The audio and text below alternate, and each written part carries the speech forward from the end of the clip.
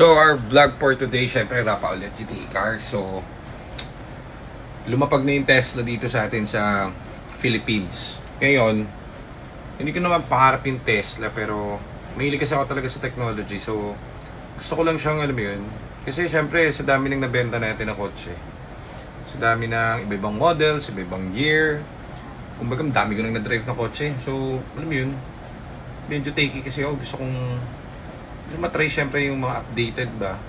Syempre sa States, lagi silang ahead of us, di ba? So, ano yung feel, ano yung riding comfort, ano yung pros, ano yung cons. Lumapag na yung Tesla dito. Yung mismong shop nila, meron na silang isang stall yata dito. Hindi ko alam sa Green Hills yata. Tapos yung website nila, guys, ano na rin, up na rin. So, chinecheck ko, papakita ko sa inyo. Yan up na So, ngayon, tinitignan ko yung Model 3. Ang cash price niya, yung base model, rear wheel, 2.1M. Yung long range na all-wheel drive niya, 2.5M. Almost 2.5. Yung performance all wheels niya na 528 km ang kayang itakbo sa single charge. Ang tulin 3.1 seconds. Ang tulin! So, compare niya sa base model na 6.1 kasi rear wheel drive So, ngayon, wala naman akong pera, pero wala lang, nangangarap lang. 2.1. So, hindi pa dyan natatapos ang kalbaryo mo, kaibigan. So, for example, bibili ka ng performance level, 3.3M, 3.1M, Meron pa yung feature, kasi mamimili, parang iPhone lang to, bibili ka, ayan. Ito gusto kong kulay, pogi, no? Ito yung black, yung blue, yung white, yung silver, yung pula. Ito yung gray, ganda. Ito, plus 99,000. Plus 99,000. So, ito kasama nito. Tapos, another, kapag gusto mong white interior, another 66,000. Okay, yan So, 66,000. Ngayon, pag hindi ka pa kontento, magkano na yung total ko? 3.3M. So, ito yung top of the line, kunwari. So, may feature dito na, ito yung sinatawag nila na full self-driving, Additional kang 400,000. So, ito namang enhanced autopilot, includes basic autopilot. So, mas maganda to syempre, yung full self-driving na. Pwede naman dito sa Pinas yan. Parang wala namang nadadagdag dyan, unlock lang. Ma-unlock yan dun sa kotse.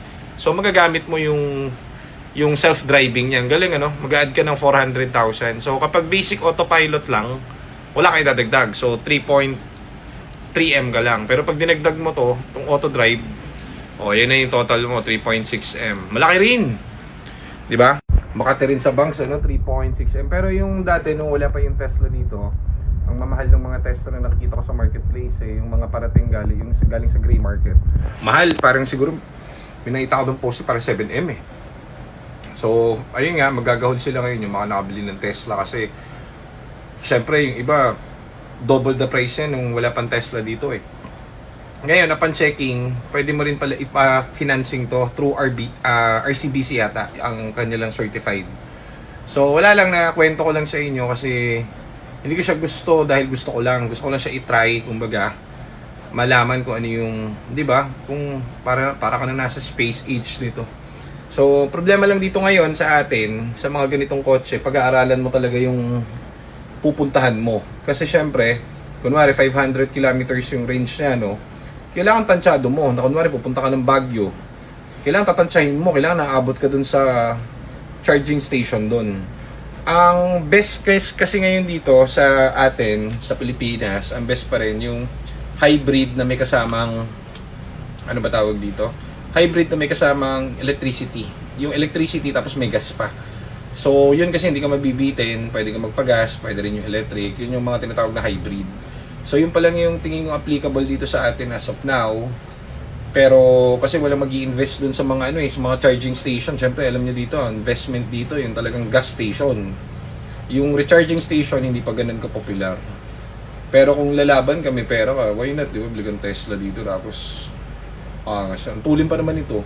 Saka, siyempre, malalaman mo talaga yung technology rito. Huwag mo nga lang igagasgas, saka, huwag ka nga lang magkaka-problem kasi syempre yung support yan medyo hindi pa ganun ka-steady dito sa atin. Pero yun nga, kung may pera ka namang ganun, di ba? Why not try, di ba? Paso wala. Yung pera ko lang parang wala pang 100 Baka hindi ako magkaroon nito. At least tinitignan ko lang. Ayun, binrote up ko lang sa inyo na may up na yung page ng, yung site ng Tesla. Thank you guys.